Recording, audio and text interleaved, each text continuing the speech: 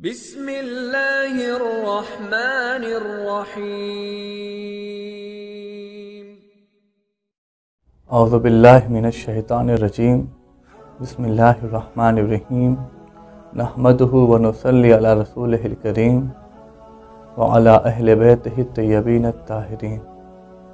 اللہم لعن قتلۃ امیر المؤمنین۔ اما بعد، ناظرین السلام علیکم۔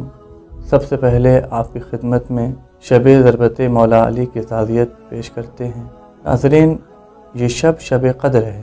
اس کا نام شب قدر کیوں ہے؟ ہر چیز کی ایک وجہ ہوتی ہے۔ آخر اس شب کو جو شب قدر کہا گیا ہے، اس کی علت کیا ہے؟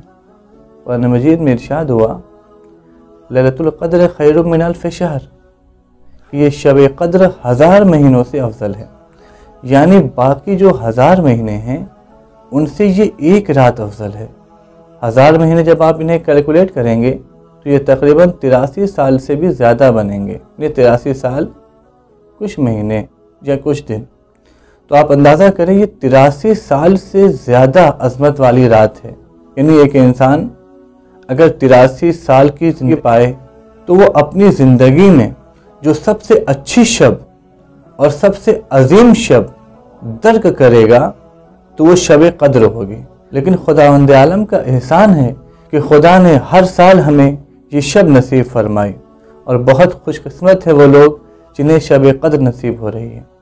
شب قدر کی تعین ممکن نہیں ہے، خود ہمارے ائمہ نے بھی اس کی تعین نہیں کی، معین نہیں کیا، لیکن کئی ساری حدیثوں سے اور اقوال سے معلوم ہوتا ہے کہ یہ شب قدر 3 راتوں میں کوئی ایک رات ہے۔ شب 19 ماہ رمضان، شب 21 ماہ رمضان اور شب 23 ماہ رمضان۔ تو سوال یہ تھا کہ اس شب کو شب قدر کہا کیوں جاتا ہے؟ ناظرین، قدر کے معنی ہوتے ہیں مقدرات کے، تقدیر کے۔ چونکہ اس شب میں انسان کے مقدرات لکھے جاتے ہیں، اس کی تقدیر لکھی جاتی ہے، اس وجہ سے اس شب کو شب قدر کہا جاتا ہے۔ اور دوسری وجہ کہ قدر کے معنی ہوتے ہیں منزلت۔ چونکہ انسان اس شب کو درک کرتا ہے، اس میں اعمال صالحہ انجام دیتا ہے، اور ان نیکیوں کی وجہ سے، ان اعمال کی وجہ سے وہ انسان صاحب قدر و منزلت ہو جاتا ہے۔ اس وجہ سے اس شب کو شب قدر کہا جاتا ہے۔ تو آئیے دعا کرتے ہیں کہ پروردگار عالم، ہم خوش نصیب ہیں، تو نے ہمیں یہ خوش نصیبی بخشی کہ ہم نے شب قدر کو درک کر لیا، شب قدر ہمیں مل گئی۔